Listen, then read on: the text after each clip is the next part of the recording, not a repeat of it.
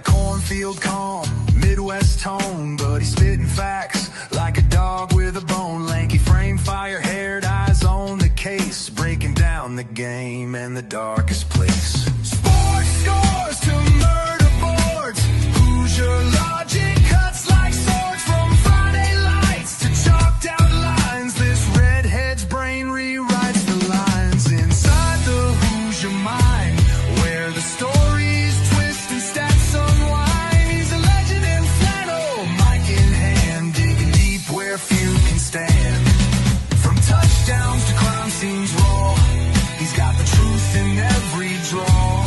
Yeah, step in if you dare to find what's brewing inside the Hoosier mind. He'll talk Pacers, Colts, or Colts on trial. Hoosier humor with a devilish smile. He's that redhead sleuth with a box of clues. Takes your headline, breaks the news. With every stat and every scream, he's painting portraits in your stream. Don't blink, he'll tie it tight. From game night wins to murder flight. Inside the Hoosier mind, where the facts hit hard and the lines are blind. He's a ginger ninja, smooth and slick, cracking cases play by play quick. From courtrooms to the hardwood floor, he digs for more than just the score. Tune in and don't rewind, you're deep now inside the Hoosier mind.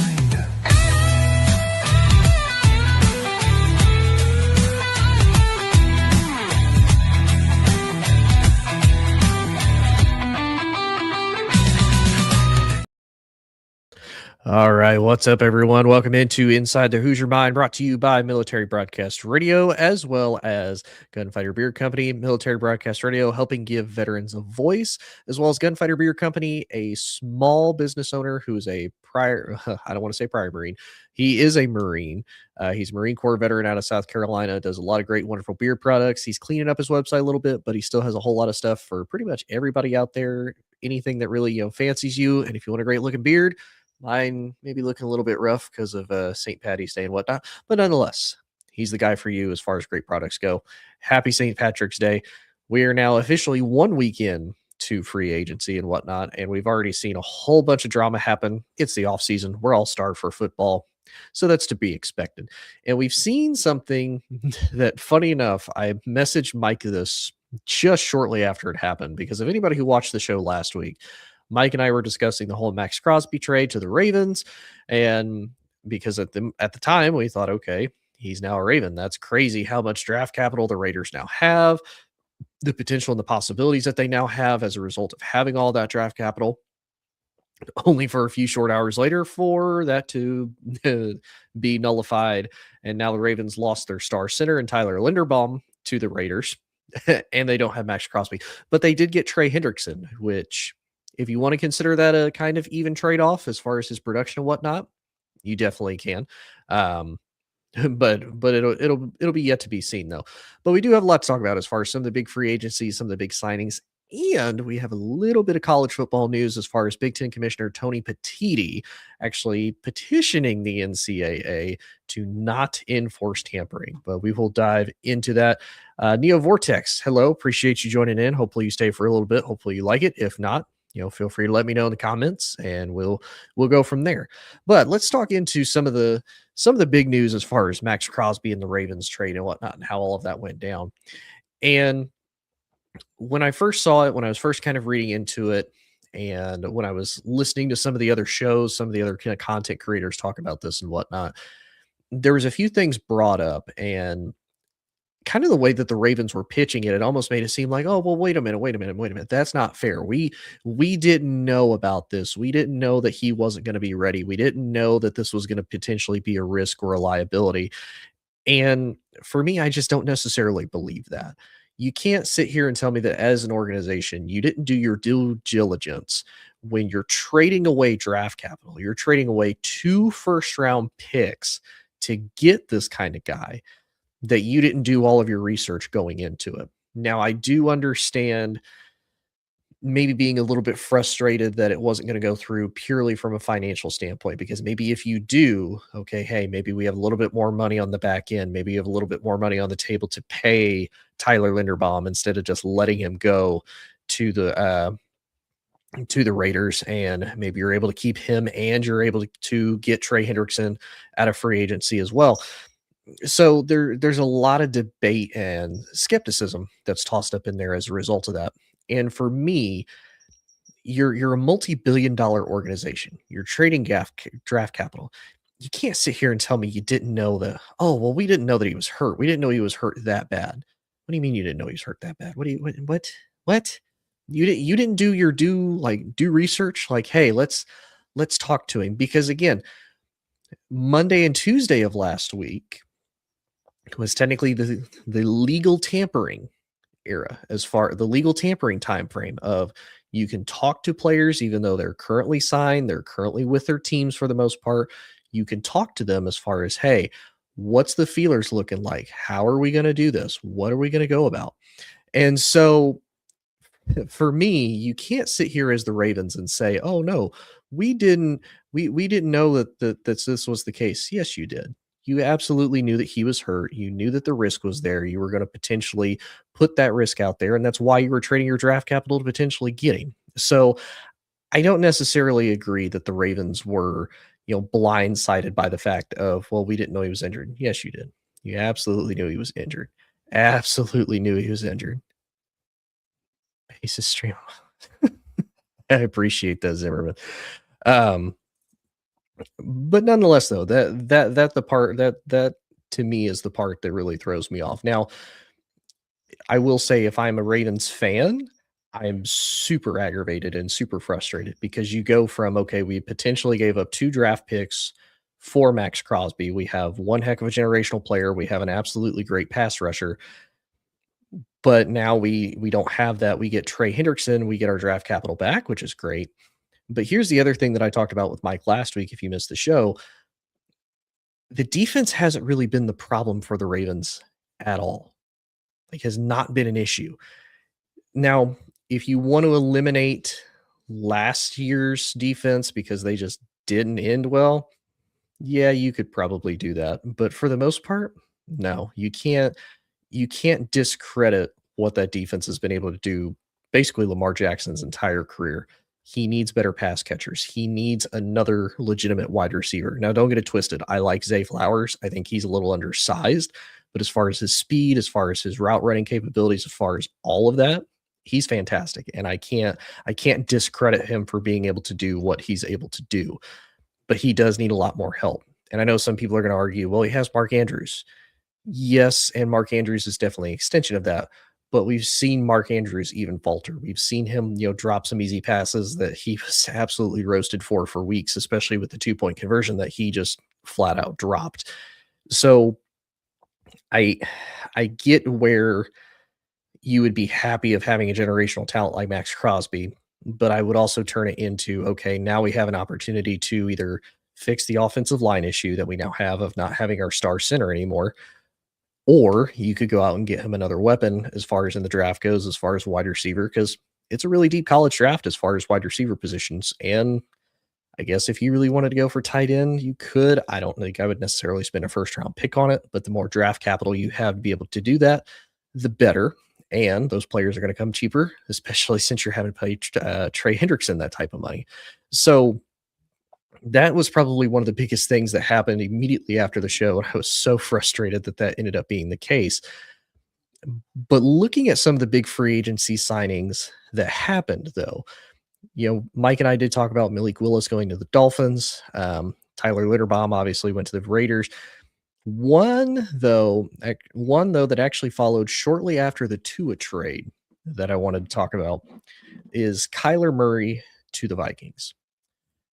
And there is a point brought up of two things can be right at the same time, that maybe they don't feel JJ McCarthy is truly ready to be the franchise quarterback, and that maybe you are in a better position now if you get Kyler Murray and you still believe that he is your franchise guy. Now, for me, I don't necessarily see those two things as being true. Now, in JJ's defense, he's only played 10 games in his NFL career so far. He was hurt his entire rookie seasons. That doesn't count. And he was only able to play part of the games last year. He was able to play 10 of them. And from what we've seen, it was not pretty for his first year of starting. But technically, it was his quote unquote rookie year last year of truly being able to play and start. So, this coming season, to me, there's a lot to prove for JJ. There's a lot for him to show early on. Am I the guy for the franchise in the long run? If you're the Vikings, do you truly believe that he's the guy? And can he continue to be the guy moving forward? If not, where do you go from there? And now with Kyler, I think that opportunity and that window becomes a little bit more negotiable and a little easier. And some people might argue with me because I know there's not a lot of Kyler fans out there. I don't have anything against Kyler personally. I'm not going to sit here and say that I'm a huge fan of Kyler's, but I don't have anything against him. I've seen him be able to play. At minimum, he is athletic and he does have an arm. Now, where some of the biggest criticisms come from his size, his overall attitude towards the game, because we know the reports came out as far as him wanting to play video games more. And as a young guy myself, or who I think is a young guy myself, I can definitely understand and respect that of like, hey, if I'm not working, I don't necessarily want to do this. I want to play video games. I want to relax. Now, it's hard to say that as a guy who gets paid millions of dollars to throw a football, but at the end of the day, he is still a human being. It is still something that he enjoys. It's a hobby, and he wants to have that hobby. So I completely understand. Kathleen, hello. Appreciate you coming in. Ooh, from Massachusetts. Okay, up in the Northeast. Well, welcome. I appreciate you being in here. Um, so for me with Kyler and Minnesota, I think this gives Kyler the best chance to truly show who he is since he first left Oklahoma. And what I mean by that is when you look at Arizona and you look at the Cardinals for what they've been for the last few years, what weapons did he really have? He maybe got Larry Fitzgerald, kind of shortly after towards the end of his career, but not extremely long. He maybe got D Hop for a little bit there too. Um, and yes, Kathleen, this is football. I'm sorry if you're not a football fan, I apologize. And if you leave, I completely understand. Um, so yeah, that's definitely fair. It's not a lot of people's talk. I understand. Um, but when you look at Kyler and what he's had, he has not had the greatest of weapons. Now he comes into a situation, there's no pressure. He's already getting paid by Arizona, so he's taking the league minimum with Minnesota. So he's getting his money. He doesn't have to worry about that. He's in a new situation. He's with a guy who's been, rumored as a quote unquote quarterback whisperer. And if you want to make the tie of, he maybe helped revive Daniel Jones' career as far as going to Indianapolis and him potentially getting a contract with them. If you want to make the argument he was instrumental in helping Sam Darnold in his career revival because, he went from, being a backup with the San Francisco 49ers the year before with Kyle Shanahan, goes to Kevin O'Connell, fills in, goes 14-3. Now there's a little bit of an embarrassment as far as being in the playoffs goes. He gets bounced. He wasn't really able to hack it in some of the big games. That's definitely understandable. Um, and then he goes to Seattle as the starter. They pay him big money. And then lo and behold, he takes some 14-3 and wins the Super Bowl with them. So maybe this is that chance for Kyler as well, because now you have Justin Jefferson to throw to. You have Jordan Addison to throw to. You have TJ Hawkinson to throw to. And for what it's worth, again, I know a lot of people aren't a big fan of him because he's maybe a little older. He's not as young and dynamic as he used to be. You have Aaron Jones as a running back. All things you really didn't have in Arizona as they're continuing to rebuild their franchise. They've had a lot of offensive line issues for a long time. They got Marvin Harrison Jr., who, no offense to Marvin Harrison Jr., hasn't really lived up to the hype and the expectations. Now, statistically, he did pretty well. But as far as what we expected, we expected from him out of college and what he was able to do in college, it hasn't really translated over well to the NFL. And at least for me, it's kind of left me wondering. And the reason why I say that is because if you notice with some of the guys coming out of college that are touted as some of the best receivers, they get a lot of national media coverage and people talk about them. All the sports shows talk about them, all the debate shows, even the game commentators comment on him as far as, hey, look at what he's doing, look at this, look at that. Even other commentators who aren't in it, like, oh yeah, if you look at some of the rookies like Marvin Harrison Jr., we really didn't get that out of him. And I don't know if it's just he doesn't talk to the media much, if they didn't feel that it's worth talking about, or what that case may be. I truly, truly think that with Kyler going to Minnesota, now having all of that in his corner and in his back pocket, we're going to see a different Kyler Murray than what we were used to seeing in Arizona. And again, now what does all that entail? I absolutely have no idea, but I will still be interested to see what does it look like and is he able to really do anything with it, because he he had so much potential coming out from Oklahoma, and Arizona absolutely loved him, which is great. But I think the future for him is bright in Minnesota. And for JJ McCarthy, I'm not going to necessarily say it's the end, but I have a lot of skepticism with whether or not he's going to continue to be the guy moving forward. I wonder about a lot of his development. I'm not going to say injury is a key thing in his career yet, but it's coming really close as far as, he gets injured his rookie year, albeit probably not necessarily his entire fault, and then kind of in and out of injury this past year with the Vikings. So I think this is JJ McCarthy's last chance. And now who knows? It might be another one. I said it was Sam Darnold's last chance when he was with Carolina and it absolutely flopped. But again, Carolina wasn't exactly the best situation either. But it's rare we see some of these guys move on somewhere else and then even get the opportunity to start. It's one of those just kind of freak things that happen. And luckily for Sam, it happened in Minnesota.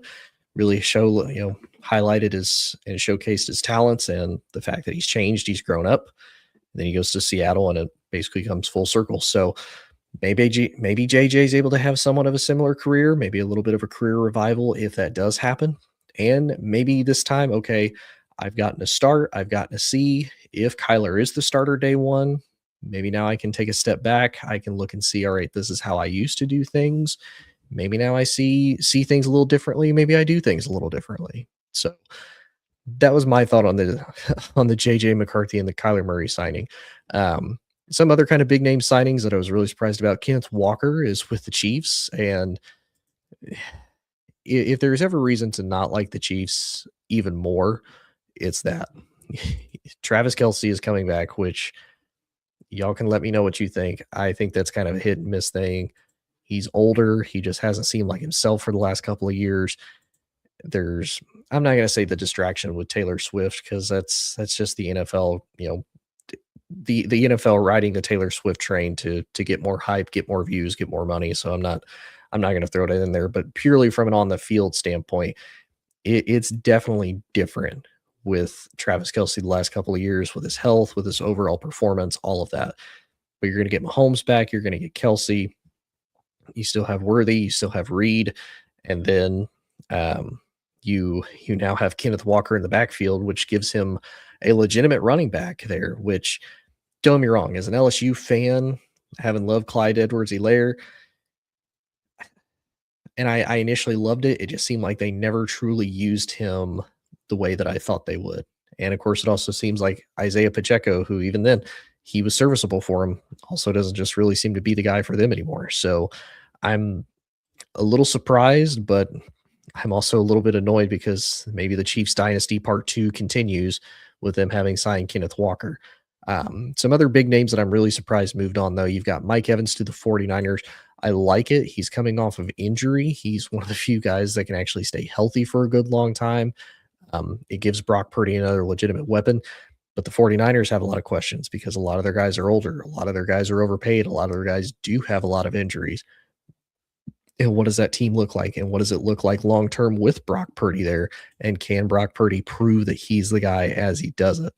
I'm trying to find something the other day. You have Travis Etienne, who goes to the Saints, and supposedly, if I remember reading correctly, Alvin Kamara is traded to the Broncos. Let me make sure that was actually true and not just something from like NFL memes. Uh, let's see.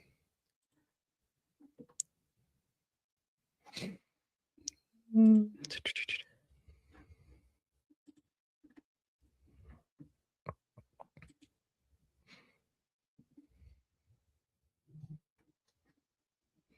All these places want me to pay for their news articles. No, thank you. Uh, okay, so maybe not. Maybe that was just a maybe that was just an NFL meme thing. Um, 'Cause I know the Broncos did get Jalen Waddle. They got him earlier today, and that's just Miami continuing to unload a lot of contracts and whatnot. Which again is kind of surprising considering you brought Malik Willis in. And this is where I kind of feel bad for Malik because not only are you getting an opportunity to start again, and at one point I thought, okay, you have a little bit of a better shot now because you're in a better place than you were with the Titans when the Titans first drafted you. And you go to Green Bay, you fill in really well. And now, but who knows? Jeff Halfley is the new head coach. He was the Packers defensive coordinator when Malik Willis was there. So he's been used to having to do more with, and a lot of people may take this the wrong way, more with less because the Packers have a lot of good wide receivers. Now they just lost one to the Patriots and Romeo Dobbs. Um, but I will be interested to see what is Malik Willis able to do with Miami now that Jalen Waddle has gone to Denver. And honestly, it feels like Denver is trying to go all in to win a Super Bowl right now, especially with Sean Payton. It seems like they're aggressive. The defense was absolutely phenomenal last year. Offensively, they had some injuries that ultimately ended up derailing them, such as the Bo Nix thing. But heck, even with Jarrett Stidham leading the way, they were still able to just barely lose the Patriots by 3. Now, if anybody who knows the show and watches me for a long time, I hate, quote unquote, good losses or just barely losses. A loss is a loss. But for what it's worth, considering what they had, that's not exactly the worst thing. To only end up losing by 3, even with your backup quarterback playing. Now, the Super Bowl would have been an entirely different story, but nonetheless, though, that's pretty solid for them to be able to get Jalen Waddle and another weapon for Bo Nix to be able to throw to. And some of the other kind of big names that ended up getting signed so far throughout free agency, Bradley Chubb ends up going to the Bills, so the Bills kind of bolster that pass rush. The Jets get a star cornerback who was known for being a ball hawk uh, last year, and that's Nashawn Wright. He goes to the Jets. Kind of feel bad for him because don't know what the Jets are going to look like. Probably not the greatest, but we'll see. The Jets also get Demario Davis while he's 37. He's been solid for a really long time, and he should do fairly well. We'll kind of see how that ultimately ends up uh, panning out for him, but should do pretty well. Looking at some of the other free agency signings, none of them really do, I would say, justice. Kevin Byard goes to the Patriots, a little bit older, but again, has been a solid safety for the last couple of years for the Bears. Um, Blankenship goes to the Texans. That's a little bit of surprise. I'm really surprised Philly even let him go. I kind of expected them to maybe fight a little bit harder. And the Bills also get CJ Gardner Johnson. For the Bills, and he's been instrumental. It seems like every team he's been on, especially on the defensive side of the ball, he has helped elevate that team by quite a bit. Um, and then looking at some of the best available free agency still, according to NFLs.com's 101 best free agents, some of the top ones that are left, you have Juwan Jennings, who I'm kind of surprised he's not signed. I know there's a little bit of some off the field issues that people are kind of worried about with him, but I'm still surprised that he's not signed currently. It has Calais Campbell, but he's 40. He turns 40 on September 1st. Maybe somebody tries to kick the tires on him. I mean, he's been literally everywhere. There's supposedly no word on whether or not he will retire. But I don't see a whole lot of people going after him unless they lose somebody in like training camp or preseason. I think he might end up staying a free agent. Joey Bosa, also a free agent currently. Kirk Cousins is technically a free agent, but he's 38. He looked fairly decent, especially in the back half of the year, coming off of the Achilles injury. But again, who is willing to take the risk to have Kirk Cousins be their starter? Who knows? Maybe a return to Minnesota. Who knows? Because hey, with Minnesota and the injury riddled quarterbacks, or even with Indy, you definitely need a good backup quarterback on your roster. Um, AJ Espena, I feel like he's pretty solid as far as an edge rusher goes. I'm kind of surprised he's a free agent. Stephon Diggs is a free agent. Apparently, according to this, he would actually be ranked higher as a short-term fit if there wasn't a legal issue. Now, I did hear a rumor as early as last week, but I haven't heard anything since that if the legal matter is resolved, that the Patriots would actually be open to re-signing him again. Now, I don't know if that feeling would be mutual as a result of that or not, but it would be something to kind of keep an eye on if he would want to return back since he does have a connection with Drake May. They are in need of a wide receiver. They kind of missed out on Mike Evans. They also apparently have not gotten the AJ Brown deal that they wanted. So Stephon might be another option as long as the legal trouble does not interfere with his ability to play the game. This one kind of makes me laugh, and for anybody who watches the show quite a bit or has listened to me before, I am not an Aaron Rodgers fan by any stretch of the imagination. They have him at 56, um, and it has here he'd help a team more as a high-octane backup. As a starter, he finished 31st out of 33 qualified passers in success rate. When under pressure, he fell to last place in that category by a huge margin. The greatness comes out in flashes, but it's hard to anchor as a season on. And that is true. And it's one of those, and I will give Aaron a little bit of defense, which is something I almost never do, of he did have to deal with another diva personality like himself in DK Metcalf. I was really surprised that once they got DK that they traded George Pickens away because I was not expecting that to happen at all. I completely expected them, okay, now they have a major wide receiver tandem duo for him to throw to. Like, this is going to be a really dangerous Pittsburgh offense. And they just decided to stick with DK, which I get, but I also it makes me ask a lot of questions. I mean, a lot of questions. But I do agree. He's 42 years old. He's pulling the Brett Favre thing of, I want to retire. I don't want to retire.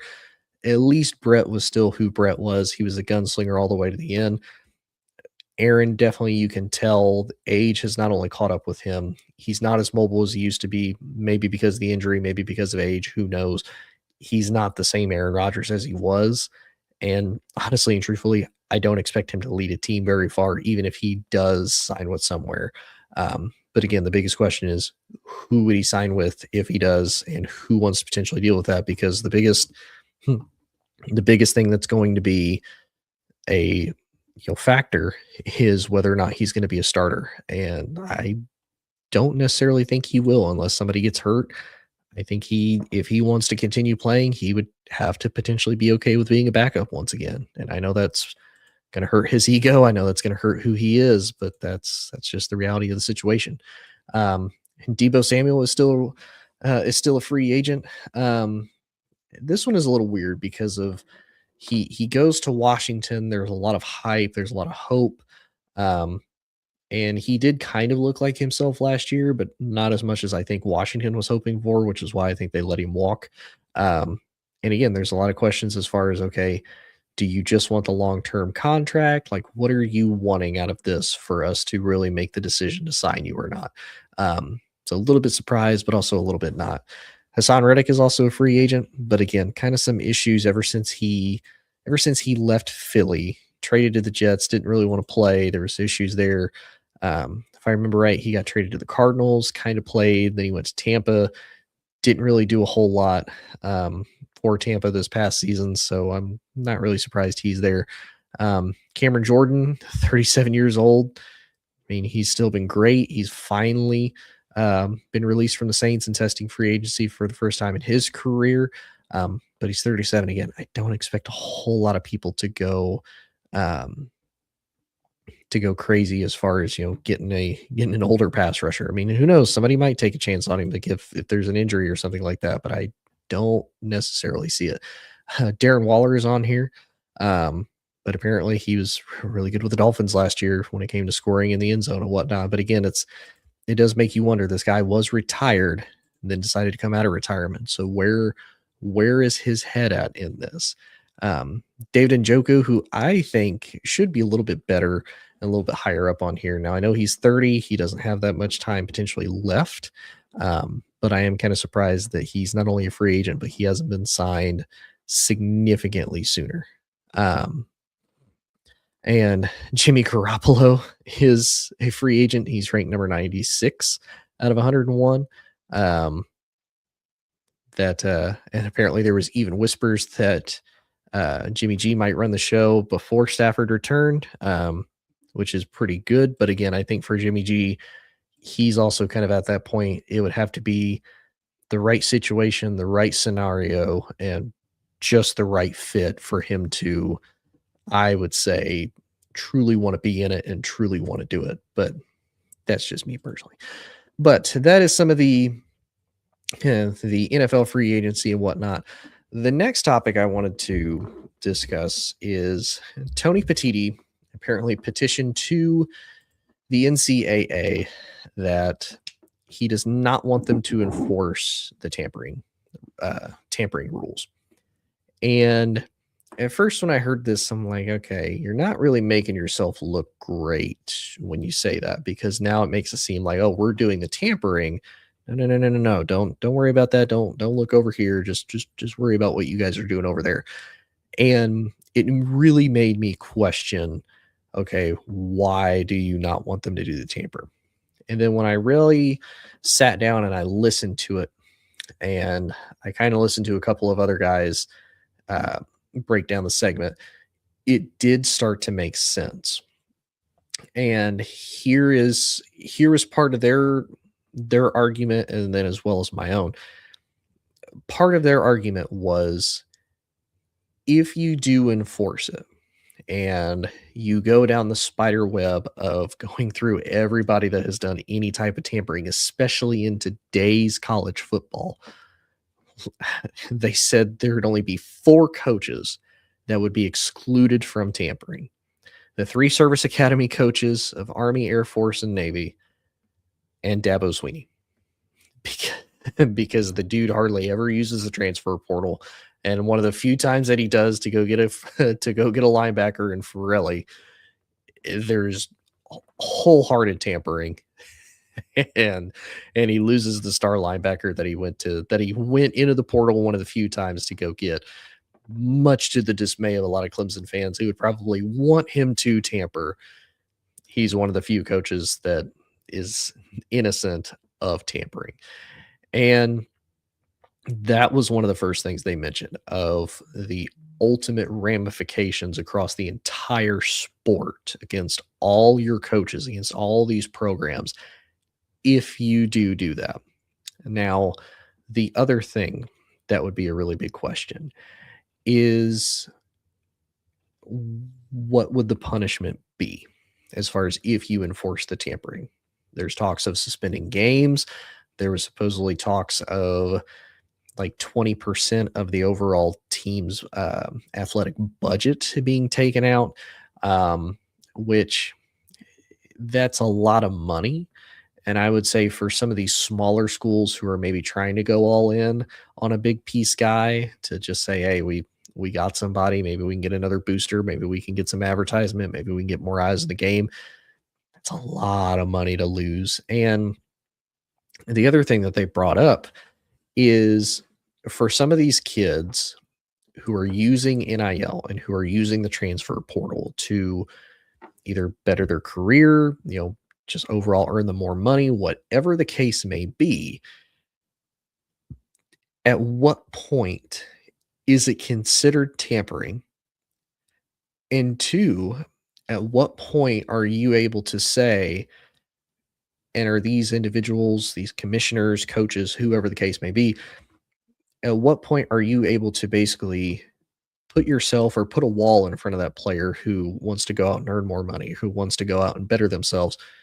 At what point are you able to put your foot down and say, no, I'm going to stop you from being able to make more money?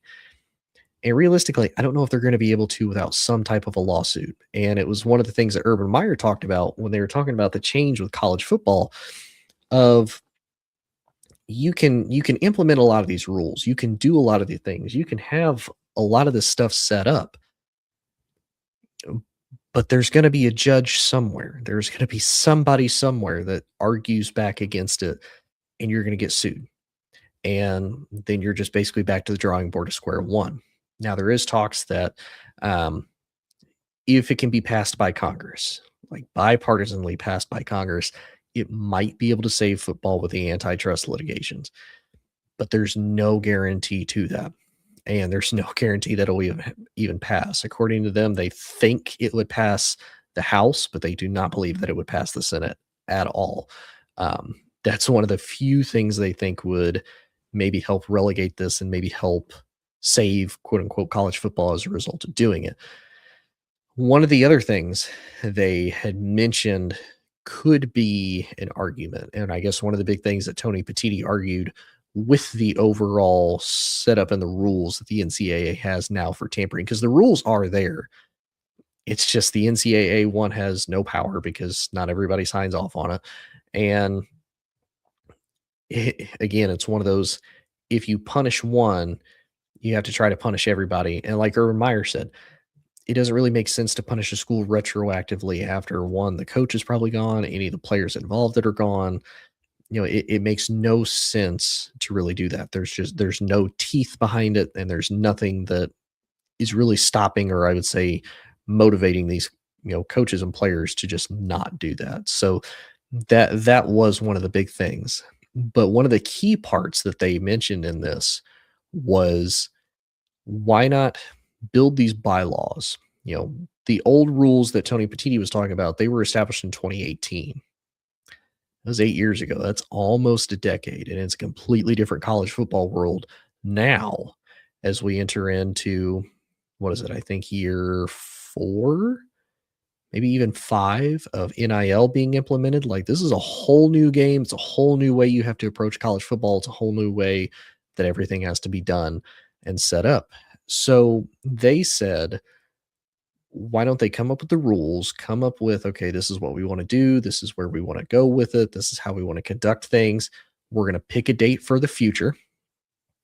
And then if anything happens from that date moving forward, then you're subject to being punished. But then one of the other things that they talked about that I even mentioned on this show is the overall date system in college football is absolutely broken. The fact that you can go into the portal before the playoffs have really even started. You can go into the portal and transfer somewhere else. To me, that is nuts, because that means guys that are in the midst of a playoff run can just say, you know what, I'm out. And for some of these teams and some of these coaches, that's a really big pain in the butt, because, oh, hey, I was counting on this guy to be here for at least the entirety of the season. If you're not going to be here next year, that's something I can address in the offseason. That's something I can deal with a little bit later. But if I expect you for the entirety of our season, and if our season includes a postseason run, why are you leaving? And one of the other things they brought up, as far as making it difficult to implement any rules as far as tampering, as far as doing any of that. And this is where the idea of contracts really comes into play, is for some of these teams, they have to do it because as a front office, as an organization, whether you have a salary cap or not, of how much money do we have to spend? Who do we have on the books this year? Who are we not going to have on the books? Do we have the money to be able to do this? Do we not have the money to be able to do this? They have to know that. And it's one of those things with tampering, as bad as it is a necessary evil, because they need to know of, okay, hey, can we afford to bring this guy in? Can we go out to this guy with NIL money and say, hey man, we want to pay you like $5 million a year. We got that money. But if you don't, like, we can't actually pay them. And then you're in a whole another world of trouble. And you have a guy that either re-enters the portal, sits out, whatever the case may be. So there's a lot that goes into that. It was a lot to unpack, but it was just interesting when I heard that and when I seen it that Tony Petitti's mentioning that, because again, at first I'm thinking, why would you ever want to do that?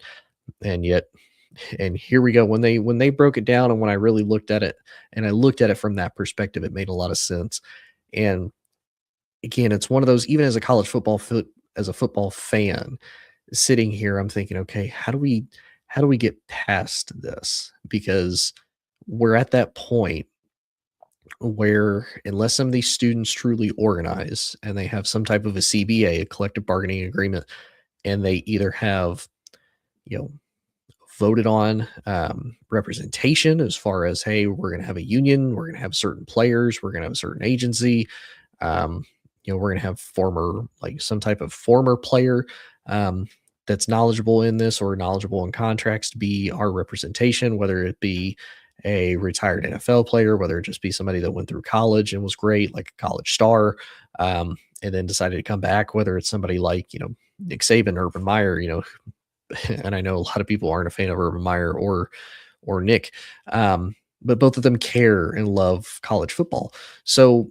unless they get somebody like that to be their voice of, we still deserve to get paid, we still deserve to be able to have the freedom to be able to transfer should we need it.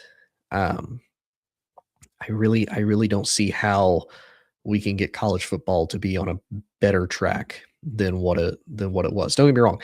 I still love the product. I'm still kind of an old school college football fan of I like the geography based conferences. Still throws me off at USC, UCLA, Washington, and Oregon are all in the Big 10. That still throws me off to no end.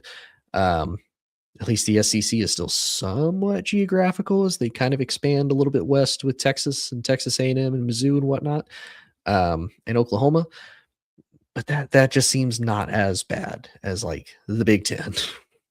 At least the Big 12 also, it's like, all right, you're good. And then you just have these kind of weird one-offs with West Virginia, Cincinnati, and UCF. But, that is what it is. But nonetheless, I hope everybody enjoyed. I enjoyed talking about this. If you did, please like, share, subscribe, tell your friends, or don't. Completely up to you. Appreciate MBR for being able to give me the platform to talk about this. That's Military Broadcast Radio, who helps give veterans a voice. So if you're a veteran or if you know a veteran that you feel maybe might feel better, or maybe they just want to talk to somebody and share their stories, definitely reach out to MB Radio. They can help you get the equipment. They may even ship you equipment. They will do everything that they can to make sure that your voice is heard, tell your story. For veterans, it helps tremendously just being able to get your stories out there, talk with other veterans, talk with people who maybe don't know, because somebody out there is almost always willing to listen. So definitely check them out. And if you want great beard care products for you, or if you just want anything for pretty much everybody in your family, check out Gunfighter Beard Co., owned by a Marine, small business owner, does absolutely great work, has great beard care, great stuff overall. I use this stuff all the time. Because it's St. Patrick's Day, I used his Irish Springs beard care that he had. Smells just exactly like the soap and absolutely fantastic. But appreciate everybody tuning in. This is obviously a little bit of the off season, so I may be a little bit more sporadic with my episodes up until football season starts to come back. But nonetheless, hope everybody has a great St. Patrick's Day. Hope everybody has a great time, and we will see you next time. Ladies and gentlemen, thank you for tuning in to Military Broadcast Radio.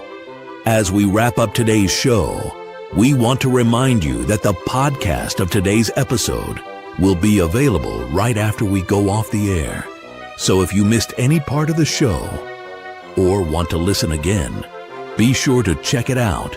And remember, we're here to support and honor our veterans.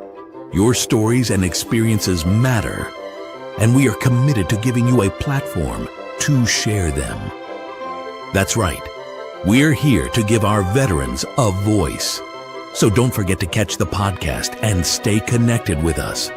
Giving our veterans a voice.